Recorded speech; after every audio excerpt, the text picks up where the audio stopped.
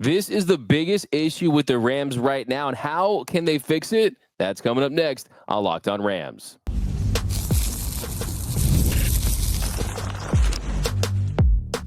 You are Locked On Rams, your daily Los Angeles Rams podcast. Part of the Locked On Podcast Network, your team every day. What is up, Ramley, and welcome to another episode of Locked On Rams, your daily podcast covering your Los Angeles Rams. Free and available wherever you get your podcast. Locked On Rams, part of Locked On Podcast Network, your team every day. We're also available over on YouTube, so if you haven't yet, do us a huge favor. Head over to YouTube, hit the subscribe button, hit the notification bell, hit the like button. My name is Doug McCain. You can follow me on X and Instagram at DMac_LA. I've been covering LA sports for over a decade, 24/7 sports, Bleacher Report, Dodgers Nation, SI, Rams for Locked On. And as always, I'm joined by the Rams pre-half and post-game show host for the Rams flagship radio station, ESPN 710 LA. He's in his 9th season covering your Los Angeles Rams, the People's Champ, Mr. Travis Rogers. You can follow him on X at Travis Rogers. And on today's episode, what is wrong with the Rams offense? And we've got winners and losers from the Rams 23-15 Monday Night Football loss to the Dolphins. But first, today's episode is brought to you by our friends over at FanDuel.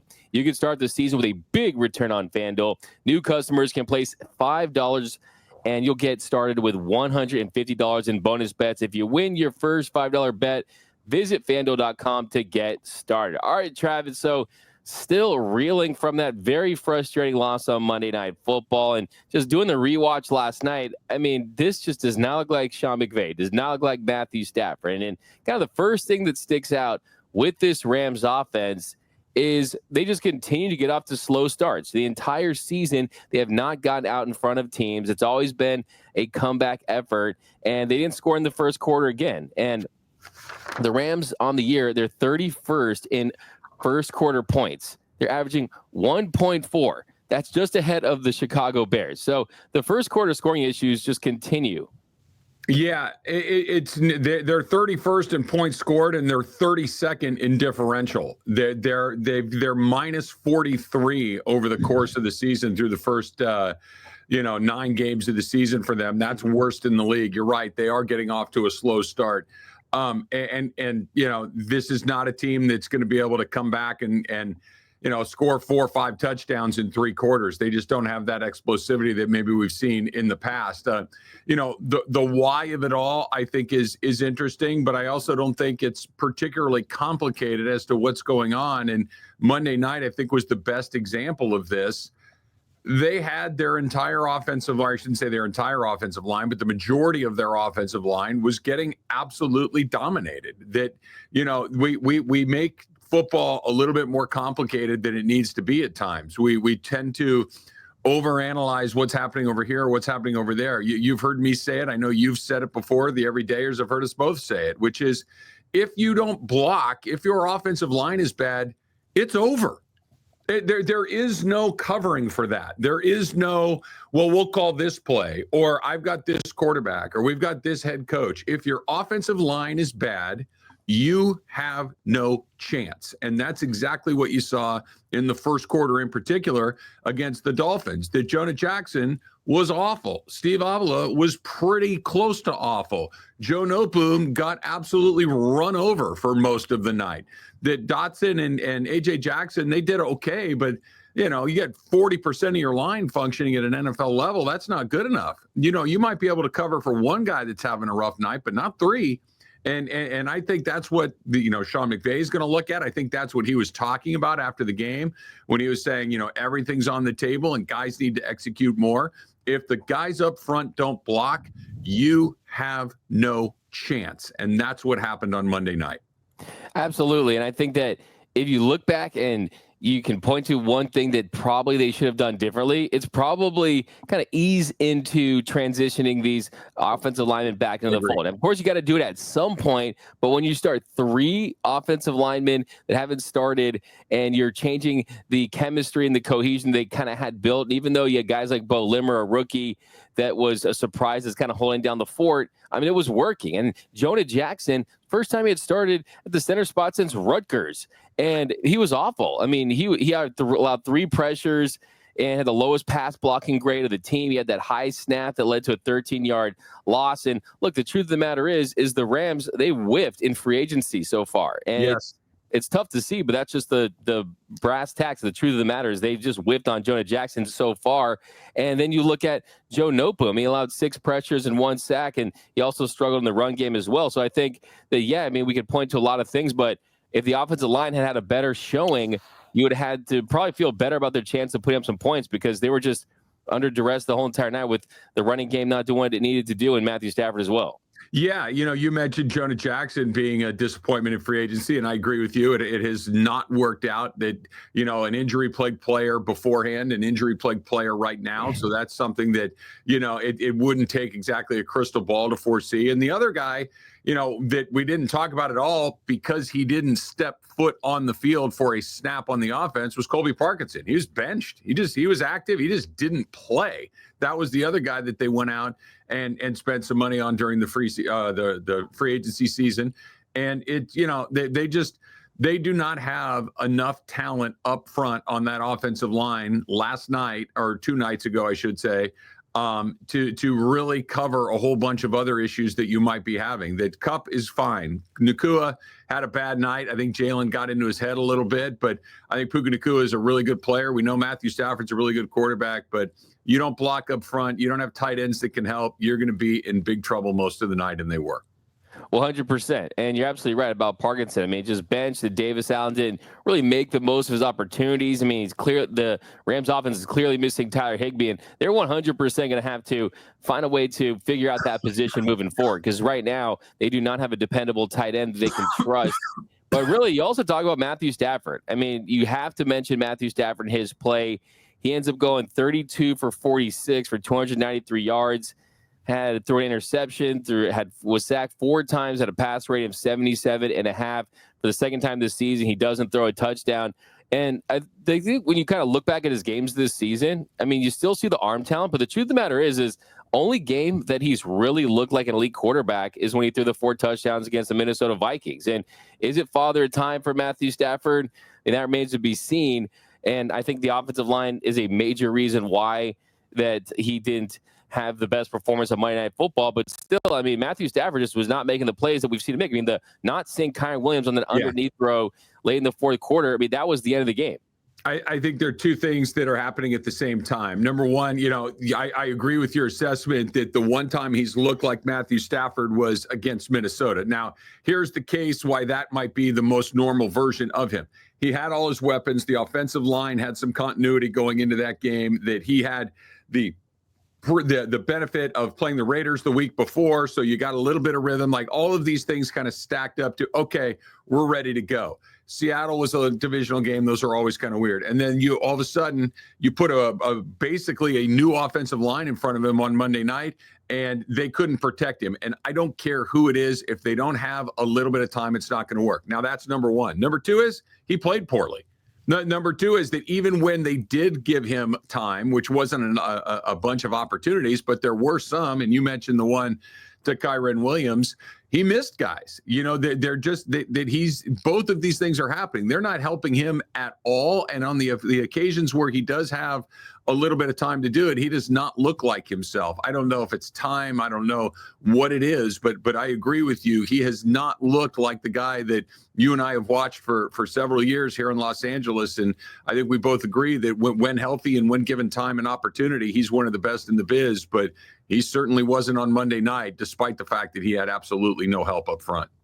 And that's the frustrating thing, is because you know how Matthew Stafford looks when he's even close to being right, having his weapons, having a competent offensive line, having a run game, but we just have not seen it enough. And it's unfortunate that for this team, he has to, for the offensive side of the football, be kind of the Superman of that team. But it's what makes it so frustrating is if I told you that the Rams were going to get this level of defense without Aaron Donald this far into the season, you would have felt pretty good about this Rams' chances. But unfortunately, the offense hasn't held up to their side of the bargain so far. So you're going to have to really pick it up in a major way if this team wants to make any run of the playoffs. But coming up next, some more winners and losers. And we're going to actually focus on a positive, the defensive side of the football, and some rookies that have really come on. That's coming up next on Locked On Rams.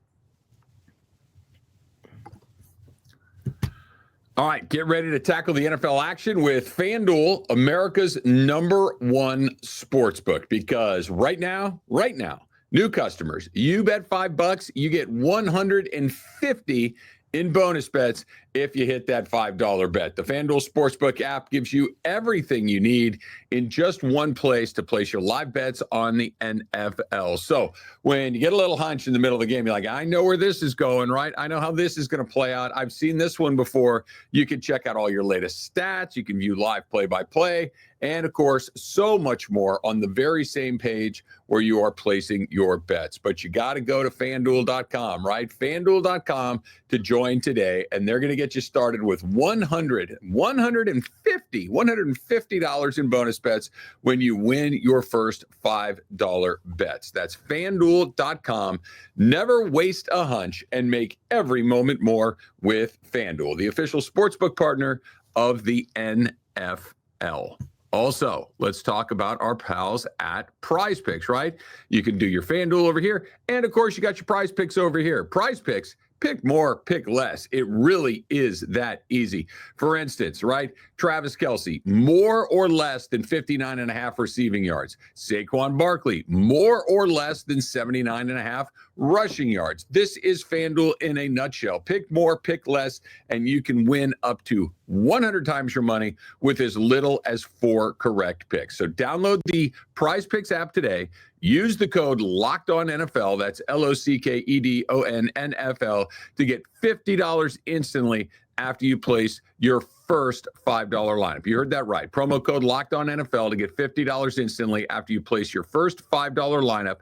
PrizePicks, run your game. You can't play if you don't have the app on your phone. Put the app on your phone. Use the code LOCKEDONNFL. Take advantage of that $50 after you play your first $5 lineup. PrizePicks, run your game. And we are off and running here on Locked On Rams. Thank you for being Locked On Rams, your first listen every single weekday. Free and available wherever you get your podcast. Locked On Rams, part of Locked On Podcast Network, your team every day. Also, a special shout out to those everyday listeners out there watching and listening to every single episode of Locked On Rams. And if you have not joined that Everyday Listeners Club, now's the great time to join. You just got to watch, listen to every single episode, and you won't miss a thing about your Los Angeles Rams. All right, Travis, here in our second segment, got to shine a light on this Rams defense because, say what you want about the Dolphins this season. Yes, it's been a down year. The injuries, high expectations haven't lived up to them. But still, they had their weapons, and they're an explosive offense when they're right, especially in a indoor track that really can score a lot of points if you get things going. And this Rams defense, they stepped up to the plate. They were pretty fantastic all night long. They finished 7th in defensive EPA, 8th in defensive success rate, basically had a top 8 defensive performance for the week. Jared Verse was fantastic, 6 pressures. He just continues to show that he's running away with the defensive rookie of the year award, had the strip. He had the cause the fumble. Just a monster out there. And you could not have asked for a better performance from this defense. Yeah, I think, look, there's still a path to the postseason this year. It got pretty narrow all of a sudden with the loss to the Miami Dolphins, but it exists. But let's be realistic for half a second. I don't know if this Rams team has it in them to find wins. You're probably going to have to find 2 wins in Philadelphia, Buffalo, in San Francisco and Arizona, and then win everything else along the way. That's asking a lot. So that's one thing. But coming back to the defense, like you're talking about, I think if you're starting to project out what's coming up next, the Rams defense got rebuilt inside of 2 seasons. That's great news for what's coming up next. For all the reasons that you just talked about, that they've rebuilt the front, that Aaron Donald's the greatest defensive player that this team has ever seen. He's one of the greatest defensive players that the league has ever seen. And I don't want to say you don't miss him because, of course, you're missing Aaron Donald, but you have a good defense. You have a really good Jared Verse, I think probably has made Les Snead recalculate the value of first-round draft picks. This is the sort of talent that's available to you in the first round. More of that, please. He's just been absolutely terrific along the way. You look, they moved up for Braden Fisk. That seems to have been a really good decision. You got those guys in the last draft. The year before that, you got Kobe Turner and Byron Young a little bit deeper in the draft. You have 4 guys that can go get the quarterback. That's really good news. Now, the middle and the back end, work in progress. But what a great start, kind of looking forward as to where this team might be a year from now, a couple of years from now. The offense, oddly enough, is probably the thing that you're looking at more now than you were at the defense. And that certainly would have been true a year ago. So I agree with you, Doug, that if you're looking for positives and you're looking for silver linings and you're looking for things to be excited about moving forward, it's probably more on that side of the ball than it is on the offensive side of the ball. Yeah, I love that you bring that up as far as the value of a first-round pick. Because, yes, you can strike gold. It's not easy, but it can be done. The Rams have proven that with guys like Puka Nacua, even Kobe Turner, the performances he's had in his second year when they found him in the third round. But if you look at the play where he just blows up Armstead, he gets the sack, the strip of over Jared Verse. He just blows up Armstead, gets the sack, he strips him, and he recovers his own forced fumble. I mean, those kind of plays are first-round talent rookie year plays, right? It's tough to find those kind of explosive plays from players, and Jared Verse is certainly a beast, and you see the value in that. But you also bring up that, yeah, they did rebuild this defense in a lot of different ways, and they're on a path to really developing a foundation with guys like Kobe Turner, Byron Young, Braden Fisk, and Jared Verse. And what really stands out to me, and it's just the fun part of defense, is the takeaways. I mean, last season, the Rams that made the playoffs, mind you, that were decent under Raheem Morris for good portions of the season, they had 0 returns for a touchdown, for a fumble or interception. 0 interceptions or fumbles for a touchdown. This year they have 3. And if you look at the takeaways, they have 13 takeaways in 9 games this season. They had 15 all of last year. The special teams has upgraded massively with Joshua Carty. And we're seeing 50-plus yard field goal makes. Yeah. And so that tells you the defense has gotten better. The special teams has gotten better. The only thing they're missing is a competent offense. If the Rams had any semblance of a competent offense, they would have one of the best records in the NFC. I firmly believe that. And that's what makes this so frustrating, because it makes you pull your hair out, because that's the one area we thought we had the most confidence in and the most trust in. Yeah, it's kind of upside down and inside out. The 2 units that you're like, yeah, we'll see what it looks like. They've kind of been the strength of your football team. The one unit that you thought would click and be pretty darn good has struggled to find any sort of consistent footing. Now, I don't think it's grim. I don't think that it's something that can't be, because I think a lot of it still is a function of where we are through the first 9 games of the season is a function of Nacua and Kupp missing a lot of time. That's number one. The second part is the offensive line was missing guys, and you finally got a little bit of rhythm going on with Limmer and Dydick, and all of a sudden you got to change those guys out. You put them back in. I wouldn't be surprised if you saw one or both of them at least play a little bit on Sunday. And if those other guys struggle the way that they did on Monday night, I wouldn't be surprised if you saw them go back in on a more permanent basis. I think that there are some fixes there, but yeah, D-Mac, I'm with you that, again, Sean McVay will fix the offense. This is the benefit of having a coach like Sean McVay, that this isn't hey, that guy doesn't know what he's doing. That's not the case. He obviously knows what he's doing. It's just a matter of making sure that you got the right guys in the right places. I could hear the frustration in his voice after the game, and that I have a feeling he felt he didn't do that, or he couldn't do that for maybe economic reasons, that you had to play certain guys to at least prove the point that, hey, look, I know we paid this guy and we got to put him out there, but this isn't one of our 5 best guys. We have other guys that are better than this. And I think as you move forward, you're going to get that some clarity on that, whether it's through the back half of this season or whether it's through next season. But I don't worry about the offense long term. I don't know if they can get it fixed in time for this year, but moving forward beyond that, I do not worry about Sean McVay putting together a competent offensive football team. He'll get that part right for sure. Yeah, that's a good point, is that if you had to pick one of these groups that was struggling, that needs to turn it around, the offense is the one that has the experience, the players, the unit that you think can absolutely have a turnaround. If it was the other way around and the defense was struggling all season, there probably wouldn't be any hope, right? But the fact that they've outperformed, and Chris Shula has continued to figure things out. I mean, look at Kobe Turner, 90.8 PFF grade. Jared Verse, 89.7 PFF grade. Rose Boom, 89.6. I mean, you're seeing some of the best performances, not just for the Rams, but for the entire league for the week. So you have to capitalize and take advantage of that. And, I mean, I just don't want to see them not hold up to their end of the bargain. And there's another component of this offense, and a player that was really a breakout star last season that has been struggling of late, a running back. We're going to talk about him next here on Locked On Rams.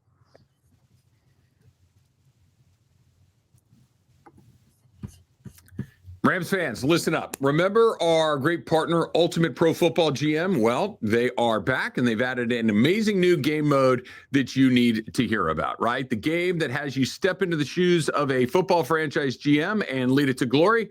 It now has a head coach career mode. So, on top of getting to build your fantasy by drafting players, signing free agents, hiring a coaching staff, now you also get to call offensive plays during games as well. Additionally, you will absolutely love the new tools that you can work with, such as individual training camps and upgraded negotiation systems. So it is fun, it is a realistic game, and it just got a lot better. So if you already had it installed, awesome. Be sure to do an update so you can try out the new mode. If you don't have it yet, download it right now. It's a must-have for all football fans, and I know that you're going to love it. So Ultimate Pro Football GM is completely free. It has no ads, and it's 100% playable offline. You can play on the go as you want and when you want to. And a special offer for Locked On fans, use the promo code LOCKEDONNFL, that's all caps, inside the game store to receive a free boost to your franchise. Make sure to get it, as this will jumpstart your play. This is a nice little perk to give you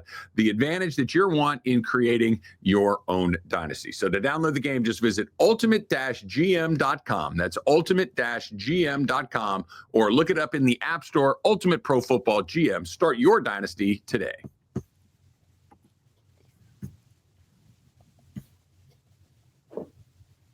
And welcome back to Locked On Rams. Thank you for making Locked On Rams your first listen every single weekday. Free and available wherever you get your podcast. Locked On Rams, part of Locked On Podcast Network, your team every day.